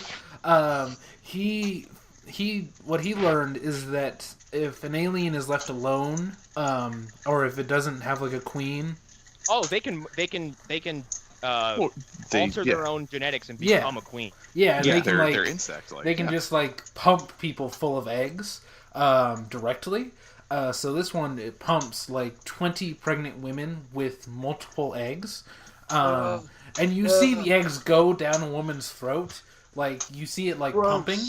I've read some stories like this. And God damn you, God fucking damn you. But then you cut to later on when the military woman I was talking about earlier, she gets to the hospital, and you see these women with their stomachs splayed open with like 10 like baby aliens like crawling out. It's just it's really unnecessary. Yeah.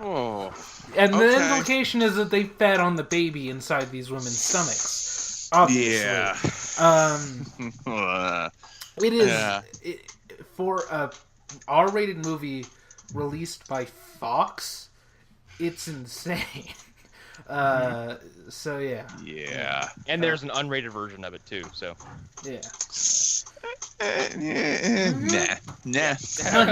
There's a point where you can just skip though. However, the Predalien is like 90% practical and looks cool as fuck. It does. It's a very cool design. It's big, green, has like the xenomorph head, but it also has the dreadlocks, and like around its extendable jaw, it has the predator like jowls. Yeah. But they're not quite predator like they look like fingers that aliens have, those really kind of bony long nails. Mm-hmm. So instead of like the kind of the webbed skin like a predator face would have, it's just those. They interlock around its face. Ugh. So it's kind of like its face has has 4 fingers. Yep. Interesting. Yeah, it's really really cool looking. Anyways, we're all gonna see the Predator regardless of this shitty trailer. Bad trailer. Yeah. And we talk so much about everything else regarding Predator because this trailer was almost nothing. Yeah, I mean the cast is so good they could release 5 bad trailers and I'm still in. So, and the director, like, come on, it's Shane Black. Yeah. I'm going to give it a chance regardless. He was nice guys. He was in the original Predator. He helped write it. I'm not worried. Yeah. Yeah, my girlfriend. I told my girlfriend she's got a big pussy. That's why you say it twice. Please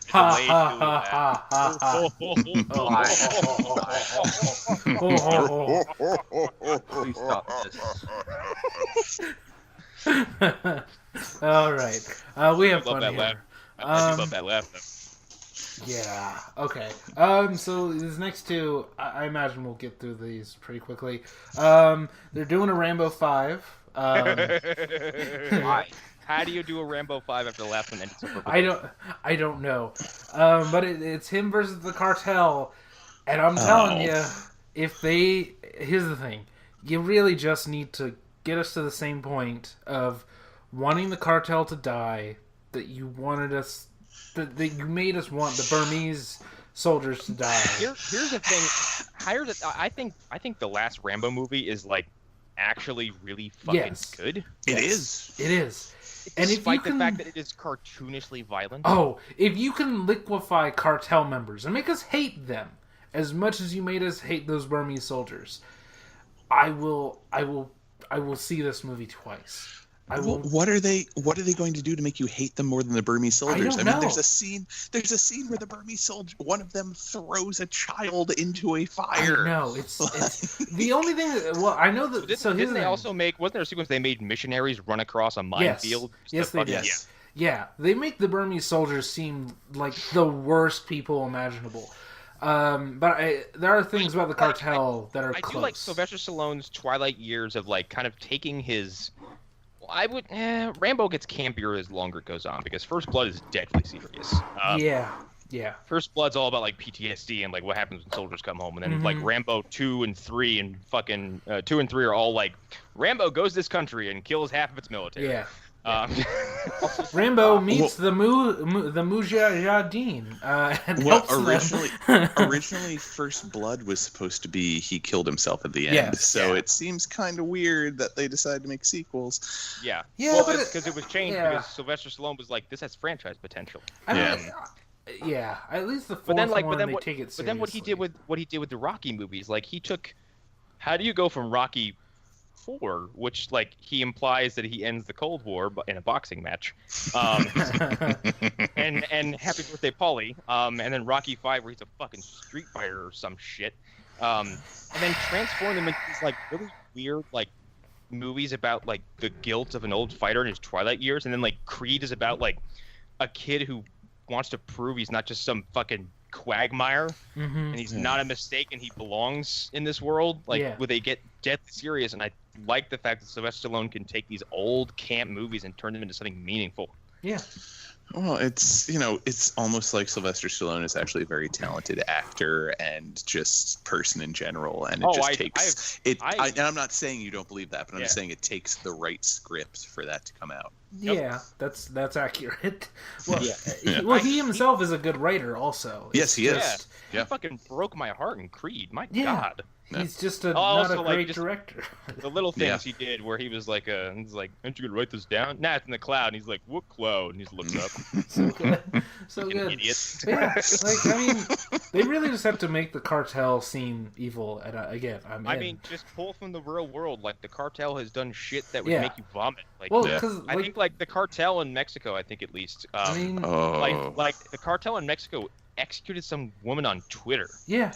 Like, and exposed her. They're basically like, hey, this is what happens when you go out publicly and fuck with us. I mean, if we see them, like, dump a person in acid while they're still alive, which I don't think they've ever done that. I think they've disposed of people in acid, but let's say they did. I'm sure they'd be open to try it. Yeah. Yeah, I know what you mean. I don't think they're against the idea. It sounds like a good idea. I mean, why did we think of that? So, here's the thing. We might have just given them the idea. Yeah, instead they're like, nah, just stick to the tire fires. It's fine. They're like, I thought that was more a Brazilian thing. Anyways. They were like, we listened to this podcast called After Dark. They told us that we should put people in the acid alive, so we started doing it. I mean, they scream a whole lot, but hey. But no, if they did that scene, I would be okay with seeing cartel members just get liquefied. I mean, and like it doesn't take a whole lot for me because I've looked into this, like, this horrifying shit that they've done, because the true crime and all that kind of stuff piques my interest, and like, for the weak at heart, please don't go look for the video of, I believe it's 2 Mexican cartel members chainsawing 2 men's heads off. That exists. Yeah, that exists. Yeah. Oh. Also, they could just do Sicario, but with Rambo. Yeah. Yeah. Actually, honestly, I just mentioned Max Payne 3. That's a good formula, too. Yeah. Who here's played Max Payne 3? I did. Loved it. That game is a fucking achievement. Yeah. Arlen, you would love Max Payne 3, to be honest. You ever seen Man on Fire? Yes. It's Man on Fire. Oh, well, I'm in. I'm in. It's Man on, even with the floating text. Yeah. I mean, like, to emphasize certain moments. But the difference is, it's Max Payne, and Max Payne's life sucks. I mean, as long as they don't make a movie and then sell it on all these. Wait, what was that, Hunter? He's some old, like, balding man in Brazil who wears Hawaiian shirts and drinks all the time. I do know the basic idea of it. Like, it's him. It doesn't start that way. Like, it's he originally starts as a bodyguard for a very wealthy Brazilian man who happens to start getting involved in he ends up mixing up with the cartel, and like everything falls apart. Right. Like anybody Max is supposed to keep alive, he fails miserably at. Yep. So by the end of it, he's like, fuck this. And just decides to go gung ho on this entire cartel army. Yeah, it's pretty great. And wins. And like the happy ending they give Max Payne is that he's on a beach in Hawaii with a big briefcase full of money, and the TV goes like, well, we're looking at sunny days ahead, and then he walks up to the beach and leaves on a sunset, and then Tears by Health plays. That's it. And it's the best ending you can possibly give to Max Payne. To quote Chris Evans in The Winter Soldier, I'll add it to the list. Yeah. Honestly, you can probably watch a condensed version of it on YouTube, and it would probably take you about 3 hours. All right. You don't have to play the game. You can probably just watch it in a movie form. There are some great things in that game, though. Yeah.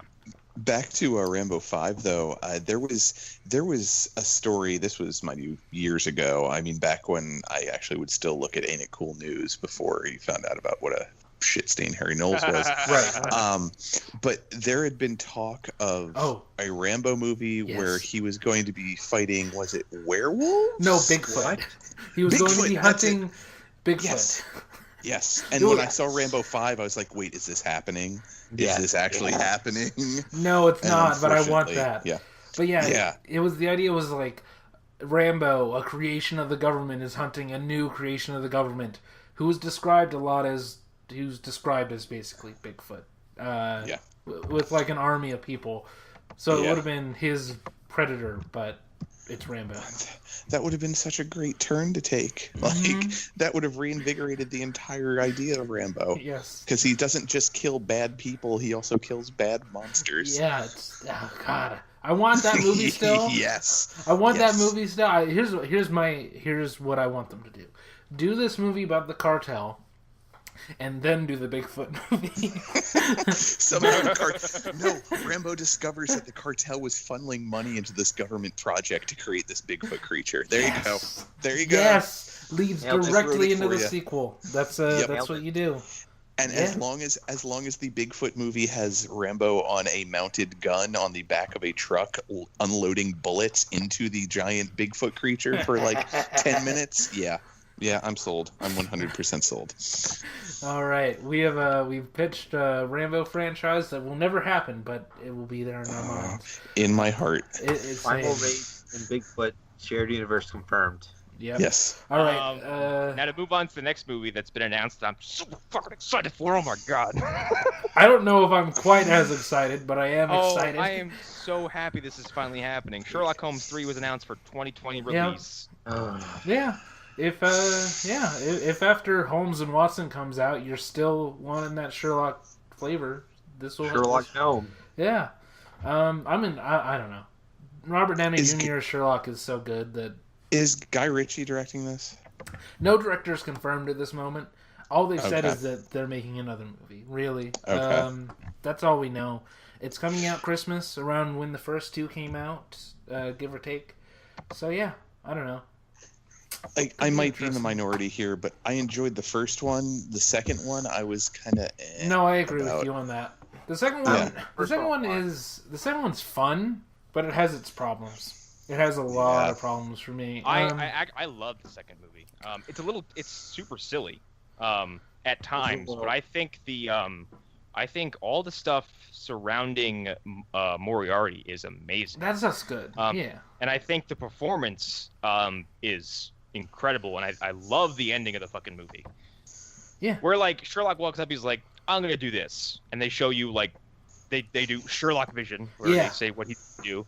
But then they also cut to Moriarty's vision, and like it's a complete stalemate. Yeah, the mental chess and the fact that they can both do it is so well done. But again, I don't like the way that they dispose of Eileen, because I thought that was that is my biggest problem. I think that's the biggest problem in the movie, because like she's a huge part of the first movie. She's a huge part of Sherlock Holmes like mythology, as far as I know, and I think it just had to do with contract negotiations. Yeah, and like and scheduling. I think that's all it was. Yeah, and they didn't need to kill her off. They could have just sent her to America. Like, however, I do think as a way to kind of make it as personal as Moriarty is making it seem. Yeah, I think it works there, because like there's palpable rage coming off the screen, because it's revealed right after Sherlock is like, yeah, so this is between us, right? You're gonna leave all my friends out of this. And then he's like, yeah, about that. So your girlfriend, I totally poisoned her with tea. So yeah, your friends are not exempt from this. Yeah. I love the first one to death, and I love a lot of things, but the first one, I like the fact that Lord Blackwood is like a weird amalgam of some weird cult figures from the time. Like I think he's a little bit of God damn it, Aleister Crowley. Yeah, he's very much is. And a couple other people of the time, like a couple literary figures and stuff like that. I love the fact that they turned Sherlock into this kind of weird, like, what is the fucking boxing form he's doing in these movies? It has a name, and I can't remember what it is. Oh, it's There is a name for it. I can't remember it, but yeah, like Starts with B, I think. he's kind of like a mixed martial artist though, because he's like training like in like he's got like a kung fu thing in his training room or whatever. Yeah, but I think the comedy of both those movies is so fucking good. It's so bizarre. Yeah. Like I think when he's upstairs in that bar and he's got all the flies in the fucking jar and he's like, observe, when I play this note, this happens, and Watson's like, oh yeah, what happens when I do this? And he just lets them all out. I do think the sense of humor is great. And he's like, you have undone so many hours of work. I think if I have a problem with 2, it's that it's too serious. Actually, like I think it takes itself a little too seriously. It is, but I still think like while it's doing the most serious things, I think it's breathtaking. Like the entire sequence where they're running from they're running through the woods from like what is it, like an strike or like just artillery fire, just random artillery fire. Yeah, and like they're getting shot at with like mounted machine guns, and it's happening in that Guy Ritchie like slow-mo, fast-mo sequencing, and I think it's awesome looking. Yeah. I think he does that better than Zack Snyder does, and Zack Snyder's that's kind of his thing. Yeah. You see a lot of it in Rock and Roll as well. I love Rock and Roll. That movie's great. I like Guy Ritchie's movies, and I hope he comes back for this one. Yeah. I hope this one, and if not, I'm sure they'll find somebody competent. But again, if you can't wait for that one, Holmes and Watson, starring Will Ferrell and John C. Reilly, coming out this year. So watch that. Really? On December 21st, Will Ferrell as Sherlock Holmes. No, that's a real movie. You're lying to me. Ralph Fiennes as Professor Moriarty. All right. Oh my God, give it to me. All right, I'll watch I feel this just reminds me that I need to watch how many seasons of the BBC version of Sherlock were there with I think there's with 4? Benedict Cumberbatch? There's I 4. watched those terrible fans. But I watched the they're first really 2. movies, though. They're not really. Well, yeah, it's 3 movies a season. Yeah. I watched the first 2, and then I never got around to watching 3 and 4, and I really need to. I like the first episode, quote unquote, because like I think a good portion of it is just Benedict Cumberbatch yelling at Miss Hudson. Yeah, pretty much. Mrs. Hudson. Pretty much. Going to see most symptoms.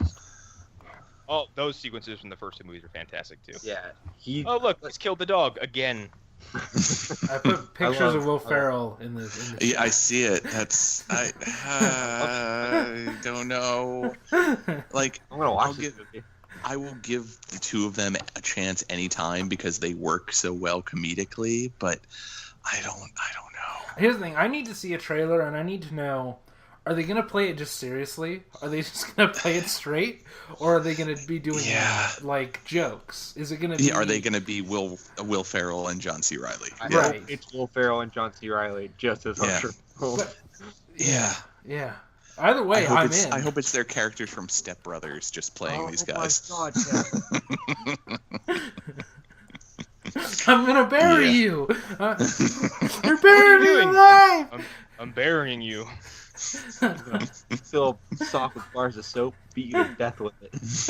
I wanted to be a T-Rex, and I would take my arms up like this, and I would do this thing. But my mom said I couldn't be a T-Rex. Oh God! I think we got a wrap, guys. Yeah, I think we're good. I think we're good. We made it just a little over 2 hours. God fucking damn it! God. Well, fucking no, damn it. I don't think the episode itself was a little over 2 hours. No, it's an hour and minutes. 48 minutes as we're speaking right now. So. Look, it could be as long as that episode of RBR I showed you. Ooh. Yeah. So RBR is one of the only wrestling podcasts left I listen to, and their episodes routinely go 3+ hours. The day we record a 4-hour podcast is the day I quit. In their defense, though, like the amount of stuff we cover compared to what they cover is minuscule. Because like this week, in specific week, they covered the Backlash pay-per-view, Monday Night Raw, Friday Night SmackDown, and wrestling news. And Backlash was like a 6-hour pay-per-view. Raw is 3 hours, SmackDown's 2 hours, and news. Yeah. So that's a lot of shit they talk about. Yeah, we did a lot of fandom stuff also, and we laid into Fox during the speed round, so it makes sense. Yes, we did. Yeah. So yeah, I'm okay with ending this. Yep. Yeah. Me too. So I've been Connor McGraw. We were supposed to record a new episode of Movie Dumpster, as I said earlier. It didn't happen, but the new episode that we recorded before the break is out. The Runestone. It's about It's a movie about some art collector who comes across the Runestone that turns him into Fenrir, the fucking Norse wolf man. It's and it has the long-haired terrorist guy from Die Hard Nice. featured prominently. AA Horror in all the places. Just today, me and Hunter recorded a Godzilla episode of Los Horror, so that'll be out probably next week. The Catherine Bigelow episode came out today, so go listen to that. Otherwise, that's all I got for you. Eric? Hunter? Yeah, don't fall anywhere. Fuck you. We're so close to get off my lawn. Check out the one-off episode of Video Game Hour. We did, holy shit, we did a bunch of E3 predictions. That was great. Check out the Lost Hero thing. Go to the Facebook group, Phantom Zone. Sorry, not the Phantom Zone podcast. That's this. You're listening to it right now. Hi. But do share the page. Share it. Yeah, like it. Tell your friends to like it and share it. Tell your friends to listen. Movie special is the best suggestion I have for new listeners. So yeah. Or apparently episode XXX of After Dark. Yes, the third most listened to episode the last time I checked. Got a little saucy that episode, huh? I'm Eric Fedorchak. You can find me at Eric_Fedor. Instagram, dogs, cats, food, comics, stuff. Also fly around the Phantom Zone. We'll talk to you about comics, at least if it's stuff that I know about. If not, I will do my best to act like I do. Which, on the note of comics, there's one that actually all of you guys might be interested in too. It's called it's initially was a 3-part series called The Strange Talent of Luther Strode. I forget what the other 2 were, but there's a hardcover of it that collects all 3 parts, and it's the artwork in it was actually the guy who did the Ghost Rider comic that they took the design for Agents of S.H.I.E.L.D. I'm going to post a photo in the chat to give you an idea of some of the craziness of it. The whole idea is this kid gets one of those, don't get bullied on the beach, things, booklets, and starts reading it and opens up this whole new crazy ability, like strength and supervision and blah, blah. It basically becomes a superhero, and it's very violent and bloody. It's really good, though. Yeah. It's really good, but yeah, the artwork is phenomenal too, and I think it's the first comic that the guy who did do Ghost Rider, the newer version of Ghost Rider, did. So it's worth checking out. Interesting. All right. This just in, After Dark 30 is our most viewed episode. So Yep. Color me surprised. 277 views on YouTube. Holy shit, that's a lot. That's insane. If only those transferred into subscriptions. Yeah. Oh God, yeah. Fucking subscribing to us on YouTube. Yeah. Fuck all you guys. Yeah. Here's the thing. Anybody listen to this, if you want to help us out, and give us the little boost that we kind of need, iTunes reviews and subscriptions are kind of how we're going to grow. And I said the same thing about Movie Dumpster today. Those are the numbers that we need. Yep. Yeah. I am beyond thrilled that over 50 people listen to or watch anything with my face or voice in it. Okay, that makes me feel like $1 million. If you told me that 2 years ago, or not 2 years ago, because we almost started this 2 years ago, but 5 years ago, that this should be happening, I'd have told you were crazy. But yeah, if you're listening and you want to give us that little boost, please subscribe, review. Please review. 5-star reviews help us out the most.